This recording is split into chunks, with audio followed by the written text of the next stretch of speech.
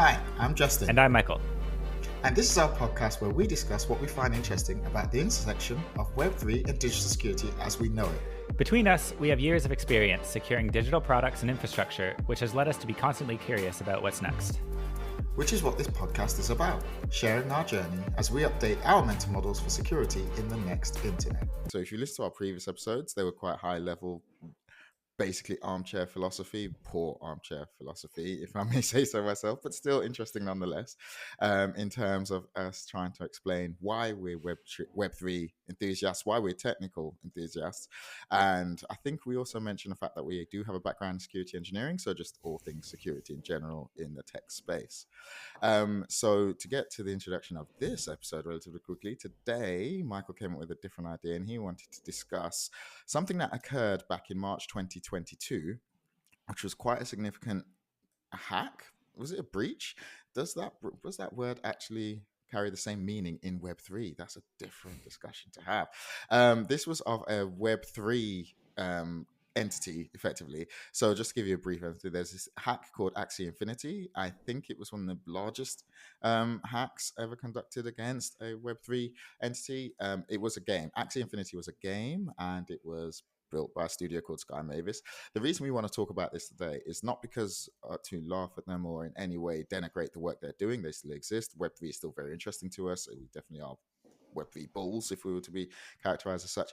It's because we think what happened in this particular instance overlaps with a bunch of our interests, intersecting interests. Security, number one, security fundamentals, especially. Web3, because we're learning about Web3 technology as we're going along, and this is a great way to learn about how the whole ecosystem tends to hang together, and the platforms and the competing configurations.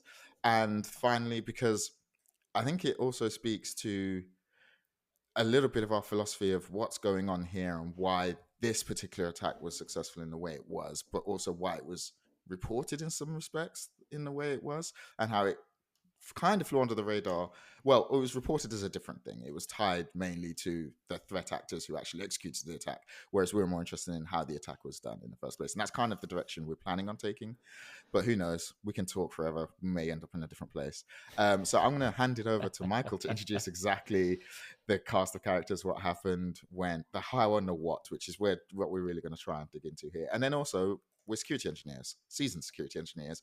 And so we are going to come up with our own conclusions in terms of what we think could have been done differently, what we'd do now, what patterns we're seeing in Web 2 and Web 3, and probably in systems to come, Web 4, 5, wherever that exists goes. So Michael, with that, I'm going to hand it over to you. Yeah, cool. Okay. So there's like a few different entities that are involved in the whole kind of story here, right? Mm-hmm. So you mentioned a few of them, and just kind of to like reiterate. So Axie Infinity was at the time, still is, a Web3 video game, right? It's based on NFTs, or at least a large part of functionality is based off of NFTs. You own these things, kind of like these avatars in the game that are represented by NFTs. There's some other NFTs around. So that's kind of the fundamentals of the game. And it was developed by a studio or a company or whatever you want to call it, called Mavis, right? Just to intersect here, yeah. This is not a console game in the understanding that most people understand video games. This was an online, I think it was massively multiplayer online game. Yeah, exactly. So you own these avatars and you own some land. Those are both NFTs. You can like breed them, you can like battle them, that kind of stuff, and you do that against other players online. Yeah, it gave me Pokemon vibes. Yes, very strong Pokemon vibes. Yep, absolutely. So yeah, the time frame that we're looking at, like it started development in 2017, I think. Launched in like 2018. I might have some of these details wrong, but hopefully the important ones we won't have wrong. So yeah, Axie Infinity is the game. Mavis is the developer. There are some other kind of entities around this the ecosystem of this game. So the assets in the game, I think originally they were on mainnet, right? On Ethereum mainnet. At some point, the assets switched to being on a side chain called Ronin. And Ronin was also developed and created by Sky Mavis, so by the company that created the game. It was kind of created for the game in a way, as part of the like scalability of it. So the amount of transactions that were going on, and that had to go through mainnet, got too big. They were having like scaling problems, and so they created this side chain, Ronin, where the assets would be held, transferred assets over there. And then developed a bridge between Ronin and between mainnet. So just to stop you there, so how would we, for all of the engineers or non-Web3 folk who are watching us, how would we characterize what a side chain is as opposed to a main chain, as opposed to something where we all know of a concept of a hard fork because that happened in Ethereum's life earlier on, but that's not what's happening here. So if you could explain how a side chain differs from the main chain. Yeah, put me on the spot here. Oh, sorry. No, I'm just kidding. I'm just kidding. I think I think that's a whole topic in itself in a way, but I also think that like one thing that's kind of interesting about the whole space of all these different chains interacting with each other is like it can actually be difficult, I think, to put these kind of classifications on it, right?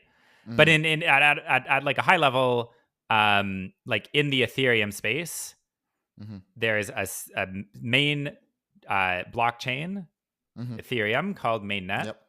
Yep.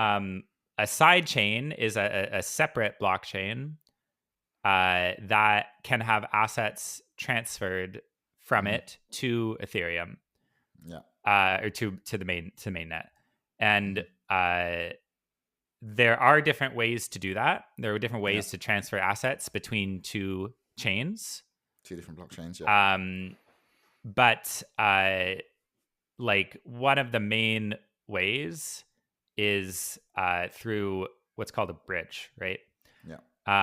And a bridge is a contract or a set of contracts that does the work in a decentralized way, ostensibly a decentralized way, and a trusted way of taking an asset from one place, from one chain, and translating it into an asset on another chain. Yeah. And there's like a lot of depth you can go into about how bridges work, how they're designed, from both a technical, just like a plain development perspective, and from a security perspective, and from like a behavioral perspective. But I don't have that knowledge in my head at the moment. No, that's fine. What would you add to that, I guess? No, I think I agree with you. So basically, as I said, like a side chain, the reason they set up a side chain is because they were bumping into scalability issues and transaction fees. And so they set up a side chain to move the assets off the main net onto the side chain in order to support this game. The ability to inherit, I think the key here is they wanted to inherit all of the functionality and facets of Ethereum mainnet and then build on top of those. But they then also, well, I won't spoil it for you, but there are some constraints that come with the decisions that they made in order to improve scalability. And by scalability, they're just basically saying transactions need to be written to the chain faster, which is a blockchain thing, and transaction costs need to be lower, which was a famous thing. Even if you were passingly interested in what Web3 was doing, people used to moan about Ethereum transaction fees being too high in order for it to get mass adoption. So one of the solutions, there are many solutions to this, like you said, is a side chain. It's very specific, use case specific, and in this case, it's for a game in which you battle your animals. But yeah, so the hack, so to speak, I don't want to rush you. Sorry, that's okay. If you haven't want to say, but so they have a bridge. Where are we now in the story? We have Sky Mavis game studio. They created a game called Axie Infinity, Pokemon game. They then built a side chain to support this game after and migrated the assets off the original mainnet. And this is where you pick up again. Sure. Yeah, well, I think like not to dwell on it too long, but I think like one of the kind of the fundamental tension kind of through this period of Web3 history that like animated the whole ecosystem was the scalability thing, right? Yes. And like figuring out, so like, you know, blockchains kind of as a design constraint, and just like skipping over details are generally slow from a transactions per second kind of metric, right? And that's kind of part of the purpose, not part of the purpose of them, but it's like almost a necessary consequence of the way they're designed because of the trust mechanism, right? And so like when they were developing this and when like a lot of changes were happening kind of around the whole ecosystem was to kind of try to find ways to solve the scalability problem, right? Yeah. So like how do we write more transactions to a blockchain? And how do we get more operations occurring on a blockchain to deal with everybody starting to adopt this, starting to want to put like high frequency transactions through it, right? Yeah. And sidechains is one of the solution paths that developed. Like different layers of chains, like layer 2 chains is another kind of related, unrelated, whatever kind of solution path that developed. So yeah, like this was kind of part of that overall larger story going on in the Web3 space, right? Yeah. And so yeah, so like where are we at? So okay, so when you have a chain, like when you are developing your own chain, you need to decide how that chain is going to run, like how it's going to work, right? How the chain is going to decide when a transaction is going to get written to it, when a transaction is going to be accepted, validated, that like sequence of events, right? And so so that question of like blockchain design is kind of the nexus point of scalability in a way. Yes. Because like how you decide what transaction gets written to the blockchain is kind of this like the security critical piece of blockchain design. It underpins the whole idea of trustlessness. Yeah, exactly. It's what underpins the trustless capability of it. And the like initial answer to that in terms of like Bitcoin, right, is by making it like basically computationally heavy and slow. Like, I guess we won't get into all the specifics of it. Maybe we'll do other chats about that. But like, it was kind of a necessary consequence of the design that happened, right? So the way that they approached designing the Ronin chain to be faster and to help kind of solve this scalability problem or like progress towards solving this scalability problem was by using a proof of authority model for the blockchain. And so basically the proof of authority model means that there are designated nodes that are part of the network who have the authority to commit transactions to the chain. It's a bit more complicated. It's a bit more complicated than that, I guess. So in the particular design of the Ronin chain, there were 9 what are called validators. And in order to commit a transaction to the chain, you needed a majority of those 9 validators to agree. Right? Am I getting these details right? Keep That's correct. It was basically a 5 of 9 approval mechanism. So that's kind of the stage, right? So there's this side chain that a lot of assets are held on. The game got very big, obviously. So there's a lot of value held in those assets. On this side chain, those assets can be translated to the main Ethereum chain through the bridge. The side chain Ronin is governed by a 5 of 9 model. So 5 of these validators agree, and then something can get written to the chain. So this is where it gets interesting, right? So you've got this 5 of 9 approval mechanism. The whole reason they did a side chain is because they wanted to solve the scalability issue, which again is just a shorthand for saying cheaper costs to write into the chain and faster consensus mechanism, i.e., basically faster transaction writing to the chain. So they've done that. They've made this decision to create a sidechain to solve that problem, and then they've then layered on top of that another decision to use a proof of authority consensus mechanism with this 5 of 9 structure. Now, this is where it gets interesting for all the security engineers out there, because you're hoping that those 9 validators are independent operating entities who have their own threat models, their own security mechanisms, their own governance procedures, all the whole 9, right? But that's not what happened. And this is interesting. Again, this is not to denigrate the work of any other. This is a learning process from us here, because decisions in the past become constraints in the future. I've had that said to me by some very clever person in the past. And this is the best demonstration of that.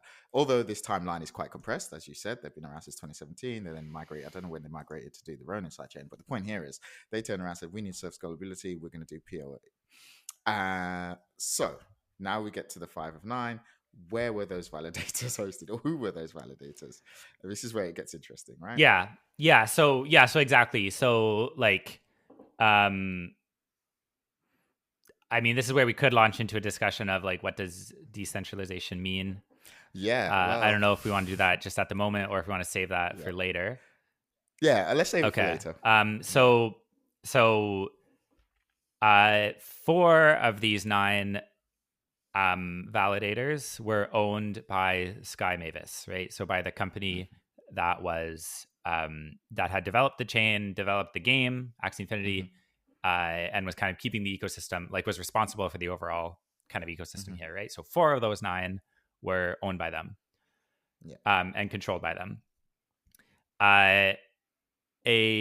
So that's like quick math here, right? That leaves 5 that are not controlled by them, right?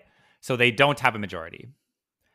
So they, at this initial point, they themselves cannot push a transaction through. Yes, there we go. Without getting something else to agree, without getting another validator to agree. So one of the remaining 5 was owned by an entity, or was controlled by an entity called the DAO, right? What's the exact name of it? Axie DAO, I think. DAO. Yeah, I think it's called Axie DAO. So and then the other 3, I actually don't know the specifics of what the other 3 were owned by. Was it just other players in the ecosystem, I think? Yeah, right? I think it's other validators there. I think maybe other people that were invested in Wherein for various reasons. Probably. Or whatever. Anyway, I think that's generally how the operating model goes. Like just other people who have external stakeholders that have a vested interest in the platform succeeding, basically. So that's the stage, right? 4 are controlled by Sky Mavis. 1 is controlled by this DAO. 3 are controlled by other entities. So that on its own is okay, right? In terms of like no one player in the space has a majority, no one entity in the ecosystem has a majority. That's gonna and then in the next step of the kind of chain of events here, that's gonna get compromised a bit, right? That assumption is gonna get compromised. I would like to pause here for a second, though, maybe, and take a quick digression, because this like came to mind when I was thinking through this, right? Yeah, go ahead. So like we say that one of these validators is owned and controlled by a DAO. What does that mean?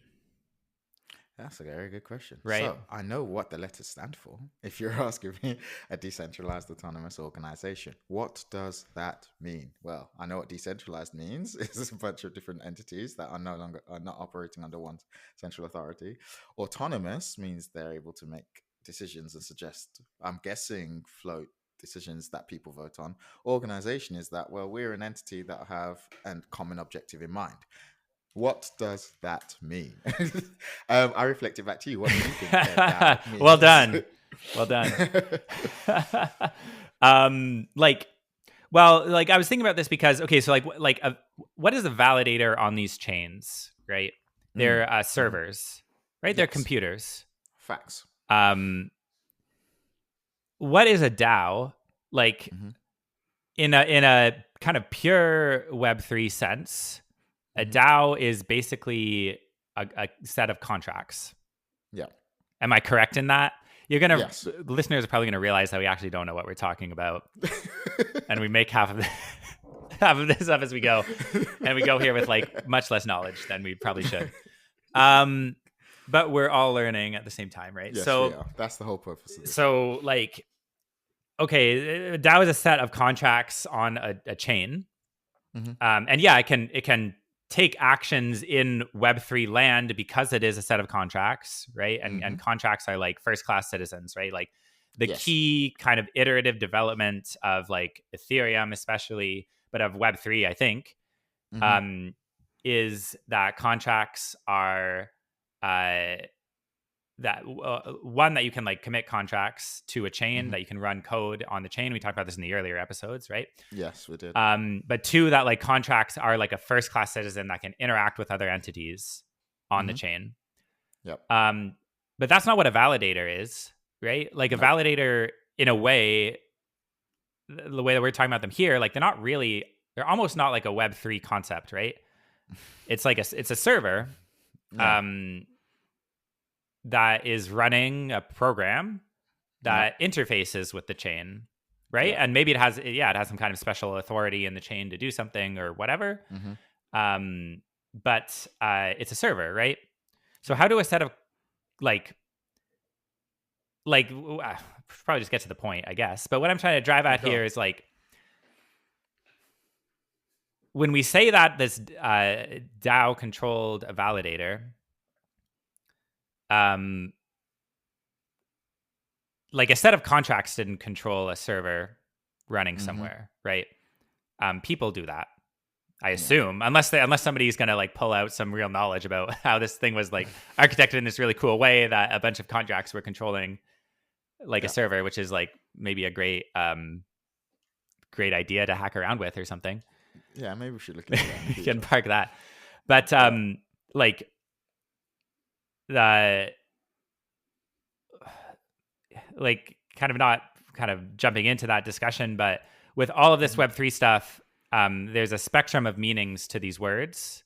Yes. To the word decentralization, to the word DAO, to the word contract, even. And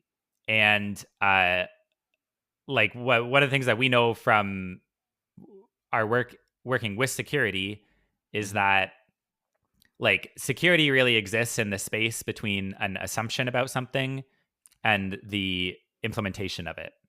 100. Right? Say that again, louder for those in the back. It is literally, that's where we make our daily bread. Like it's literally that, questioning those assumptions and seeing the real world implementations of them and seeing where the gap is between the two. Yeah, and where there's a gap between the two and where you can kind of step into the gap between the two is where the interesting security bits happen, right? That's where all the interesting. And so anyway, that's like a side tangent to just think about, like, well, what does it mean that a DAO is running a validator? Like in an implementation, looking at that from an implementation lens, how does that work? But anyway, it was. We'll skip over that for now and we'll say it was. Yep. Okay. Wow, that was long. It's okay. So the next part of the story is what happens to the DAO and its control of the validator, right? Yeah, it is. And the decisions they then make as a result of that. So again, back up. They built a sidechain for scalability. But then when they actually launched the game got popular and something happened. Transaction costs spiked. Which to me is interesting in of itself, because the whole purpose you launch a sidechain is to keep transaction costs low.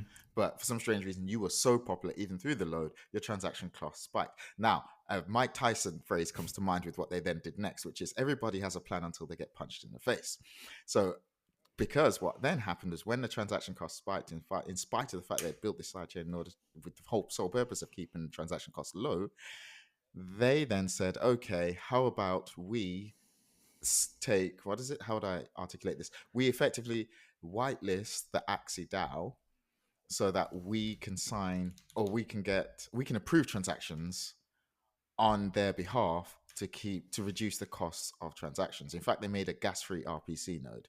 An RPC node, sorry for the technical jargon, but an RPC node is just a node, is a way of you reading and writing to a blockchain via a node, using RPC, good old-fashioned computer science concept of remote procedure calls.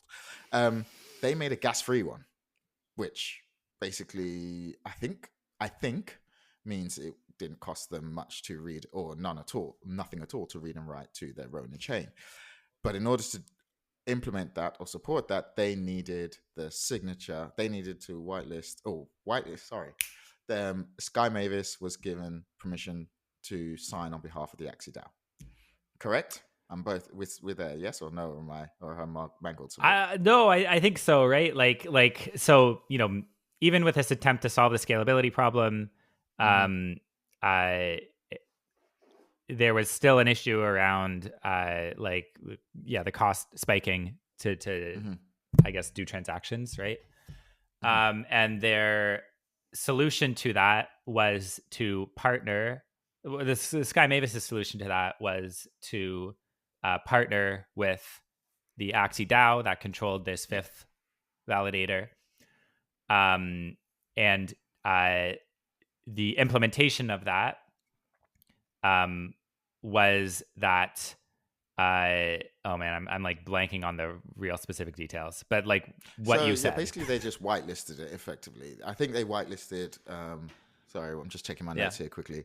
But effectively they whitelisted created a temporary whitelist in order for Sky Mavis to represent Axie DAO's vote or validator effectively. So they basically had 5 validators. Long story short, this all meant that Sky Mavis controlled 5 validators, i.e. the majority of the consensus mechanism on its Ronin chain. Again, everybody has a plan until they get punched in the face, because this decision seems slightly panicky to me in this respect, because there's not a single person in Sky Mavis that didn't understand the risk of one entity controlling 5 validators, i.e. the majority.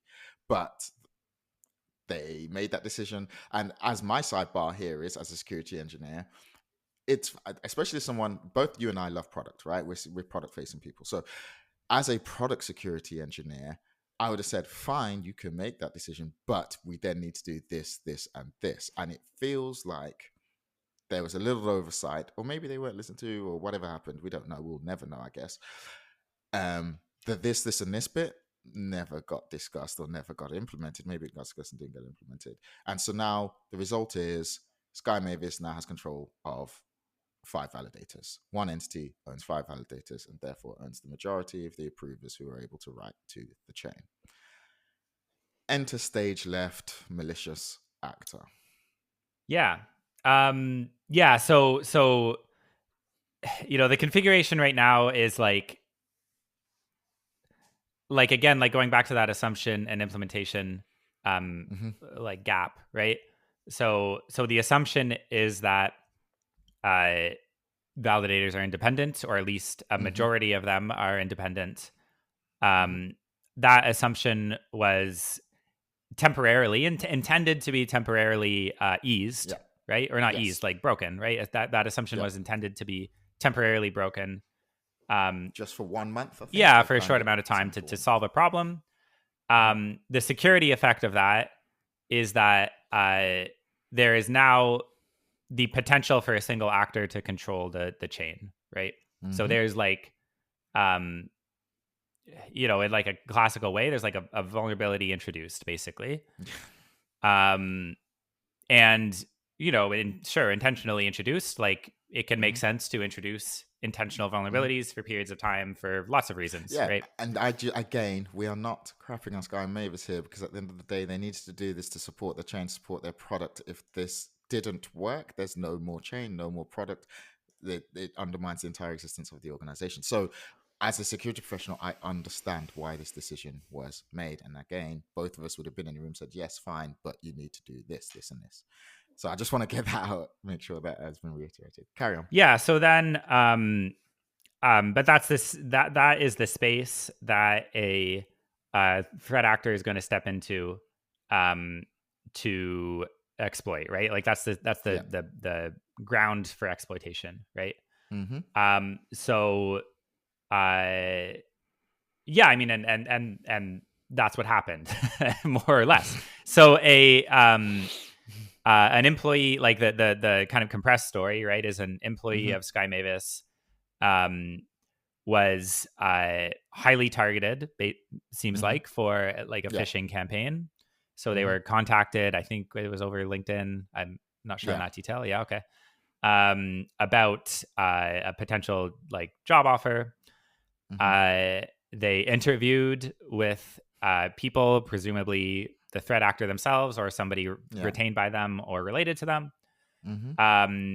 They were told, I think they were told that they passed the interview. They were ready to be hired, and they were sent a PDF with, I think, their offer. Right, that was the bait. And so, like, literally anybody would, when they're hired and trying to, move companies or whatever, they downloaded the PDF. And the PDF was malware or contained malware. Pausing you right there. Because this is a bit in the gap in the story where we're making assumptions, but I don't know, but probably did happen. Because to me, when I first came across the story, I was like, who opens an offer letter on their work computer? Oh, lots of people, I think. What do you think?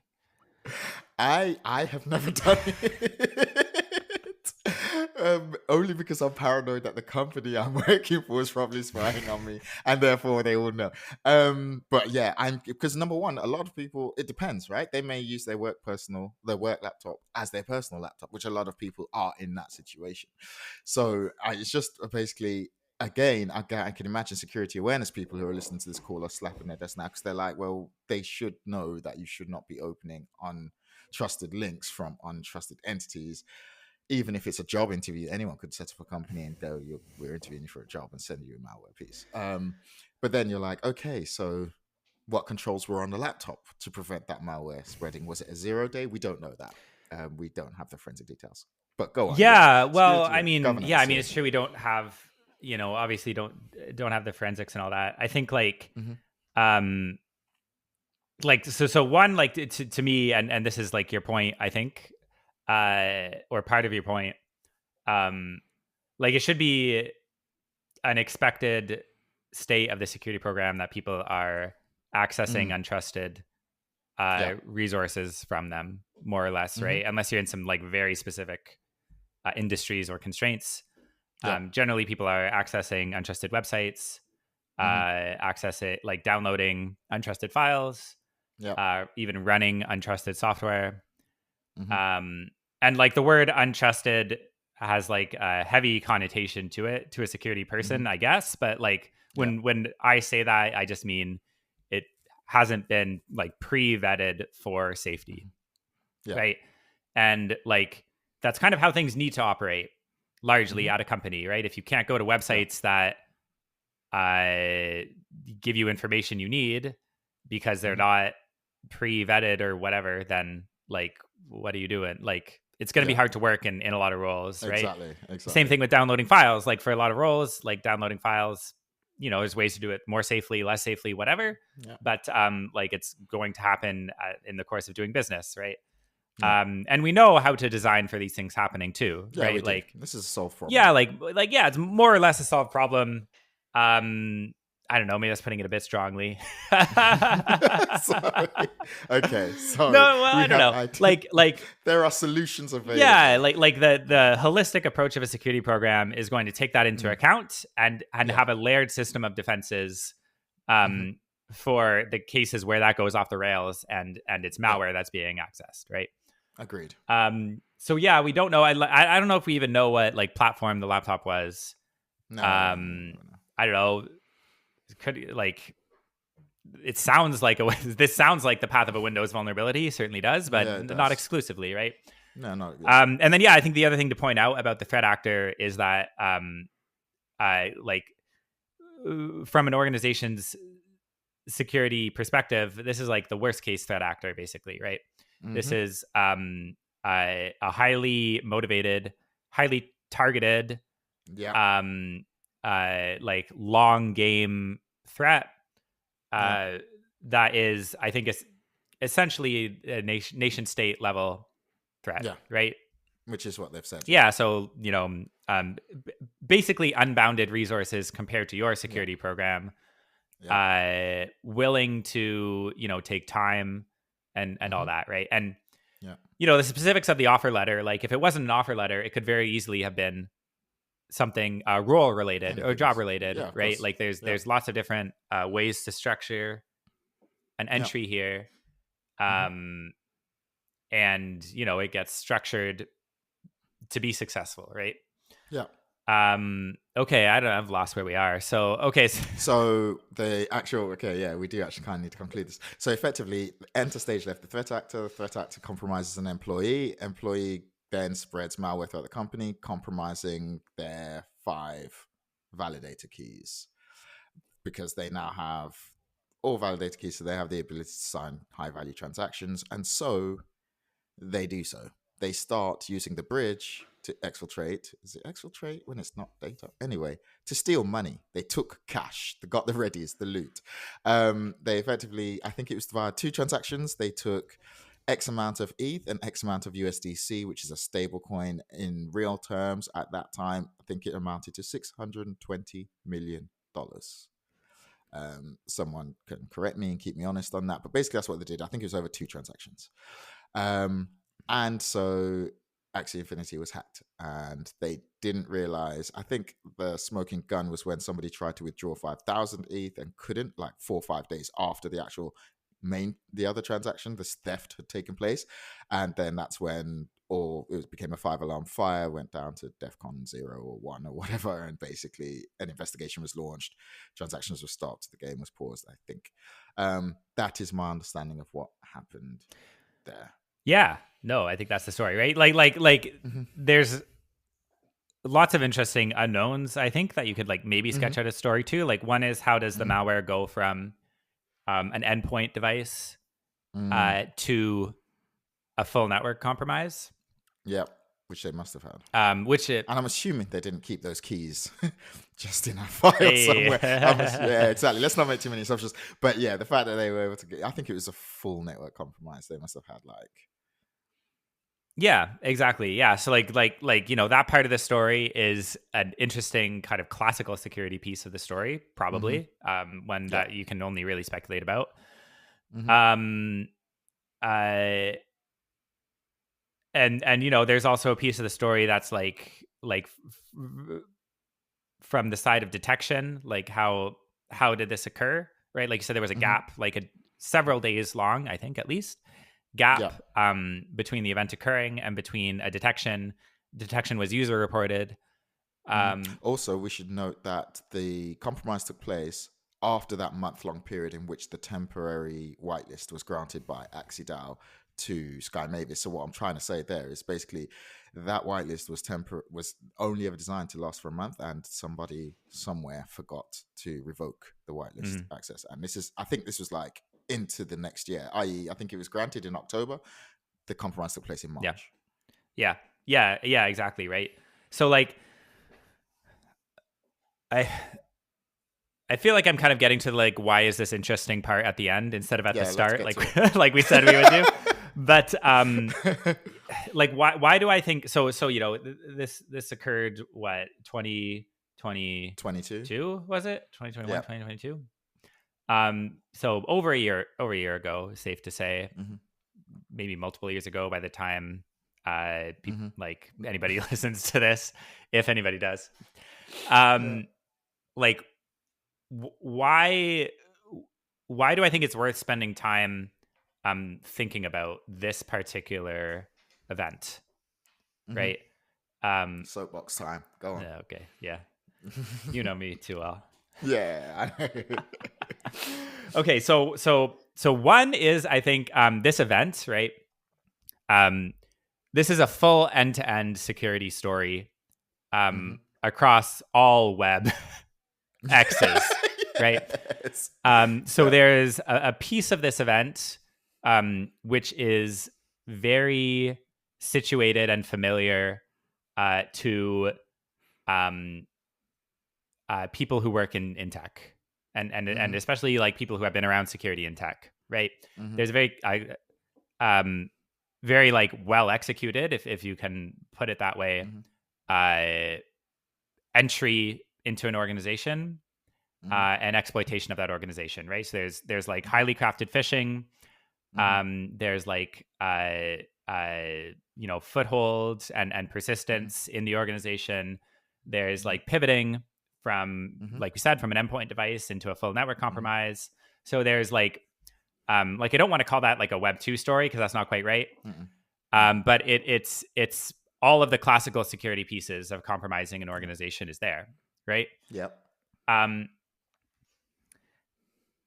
Then there's this middle part where that assumption implementation gap exists. And that middle part is what should have provided. And like, I don't like using the word should have, but like that's the assumption bit, right? There's this middle part where the Web3 design of the ecosystem could have and should have been resilient to this, been an additional defense layer to this. Yes, it should. Right. So again, because of the initial design of the chain, where even though it's in this like, we talk about decentralization as a spectrum, even though it's very far to like the left or whatever you think is the less decentralized part of the spectrum, it was still had the fundamental piece of decentralization in its design, which is no single actor with a majority, right? Yep. So even if this had played out and that assumption had held, the threat actor would have been constrained in what they could do, even with a full network compromise of Sky Mavis, right? Of the entity here. But that was not the case in implementation. Yep. Right. So that gap existed. Right. And the implementation had compromised that assumption. So the implementation was that no, in fact, this entity's network did have the ability to be a majority of validators in this model. And so there was basically a complete collapse of the decentralization, right? Effectively, it was not decentralized at all. Well, that's a bit strong. You know me, I don't like to speak strongly, but like essentially it was not decentralized. Essentially it was in fact centralized in implementation. As a consequence of a business case, right? Trying to solve this problem around scalability. And then to your point, there's also something of like a product security story there in how that gap was managed. Yeah. But then, so like we talked about these three parts. So like there's the classic organizational hack part. There's the middle part, which is the gap between assumption and implementation of the WebP implementation. And then on the far side of that, I don't know if anybody can see my hands moving around. It's probably okay. I don't know if it's useful if it can. But on the far side of that is the Web3 story, which is the exploitation part of the threat chain, right? Yep. So the exploitation part of the threat chain is, okay, like the actor was in this organization and they got to the part of their exploitation where they needed to extract value. And that was the Web3 part, right? Yep. So that was, okay, they're going to extract value by taking advantage of their position in the chain, their authority in the chain, and specifically in this bridge contract, which was kind of like a value sink for a lot of assets. And it goes on from there, right? So like to me, like this story kind of has it all. Yes, it does. Right? Yeah, it does. And I think some of that is missed if you just hear about it, or if you just read about it at the time, or are for some reason looking back on it now. Like so much of the air and the airspace around things that happen in Web3, security issues that happen in Web3, or fraud or crime that happens in Web3, it's like there's an exchange that exists, and the exchange is basically a giant wallet that has a lot of assets in it, or a set of wallets that have a lot of assets in it, however it's organized, controlled by an entity, and that entity just behaves badly, right? And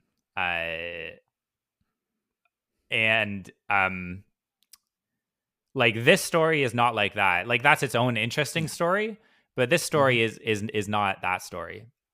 No. I like we said early on, like this story has in it and demonstrates so many fundamentals of both sides of Web3. Yeah. And you know what? Speaking to something you mentioned earlier is about the spectrum of decentralization. So, and what I think happens is when you have a continuum and then you have that spectrum in between, and where are you on that continuum? I think what happens is you end up, I think you need to update your priors in terms of, from a security perspective anyway, depending on where you end up in that spectrum, your threat model becomes more traditional or it becomes less traditional, but either way, you still have a threat model. And what I mean by this, to tie this back to what happened here, was they undermined their decentralized configuration by becoming the majority. End of story. So now you're a single entity. So now your security model becomes like any other entity security model. But then zooming back out, what also caught me about this is, obviously, as we know, as you said, a lot of the oxygen in the room, and even then a lot of the applications of Web3, and we talked about this in our first podcast, have tended towards financial or financialization of something or an assetization of something. And I sat back and I was thinking about this, and I was like, okay, so they had this Pokemon game, but these were all NFTs that had inherent value. And let's not forget, Sky Mavis hosted a marketplace where you could trade these Axies, and they took 4.25%. Yeah, something cut, like that. Something like that. So they were making good money. And I'm like, I'm starting to understand why financial regulators are getting in, because when you think of a business makes a widget. Bikes. I make bikes. I sell bikes. But I build them for a cost. I sell them for more than that cost. I pay, and then off I go. I get profit. This was a pure financial play masquerading under a game. When you really think about it, the entire asset value prop of this thing was its tokens and the tokens that supported the transactions in the game.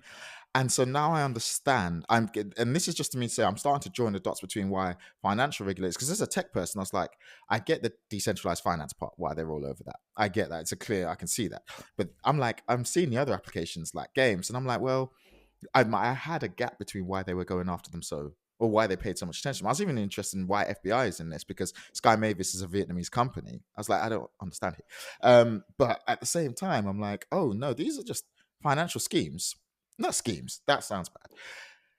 At the end of the day, their entire value prop is being able to generate value from their tokens. And these tokens have utilization in a varying different... People are coming up with different ways to find use cases for utilizing these tokens. And in this case, it was a game in which you trained characters, but they were NFTs, which had inherent value.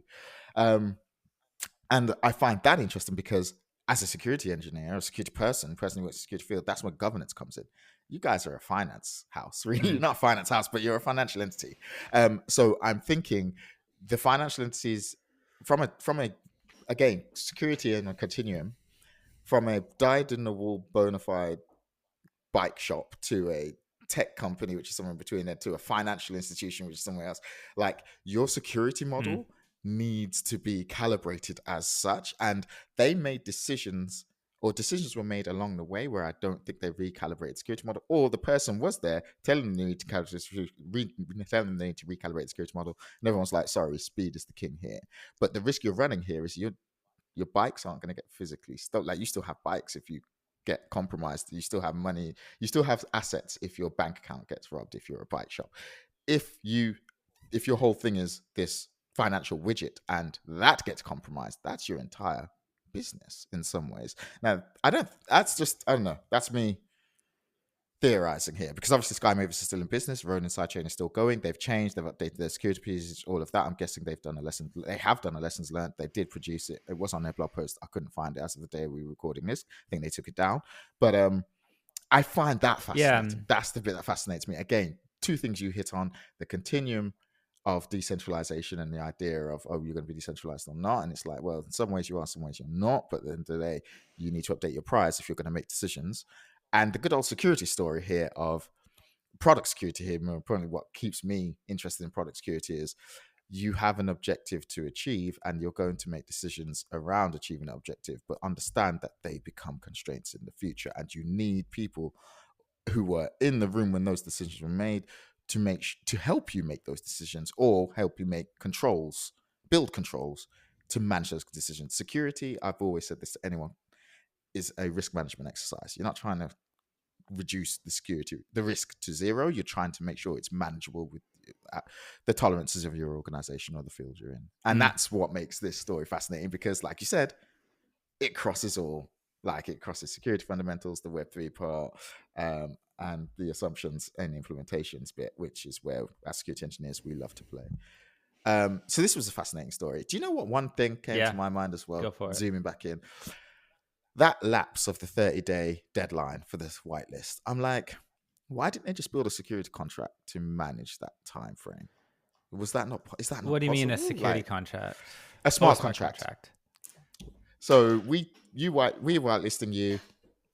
It's for 30 days. This is the smart contract. We implement smart contract after 30 days. Your whitelist is revoked. So that, like, it's just as a process. You're supposed to basically automating the process, because it was a process, really. It's a process lapse there in that it wasn't revoked after the 30 days, right? Yes. So could they not have built a contract to just manage that process? Because that's the whole well, thing. I think it depends. I mean, this is where like our knowledge is going to run out, but like at least my knowledge. But like that that list. What was it?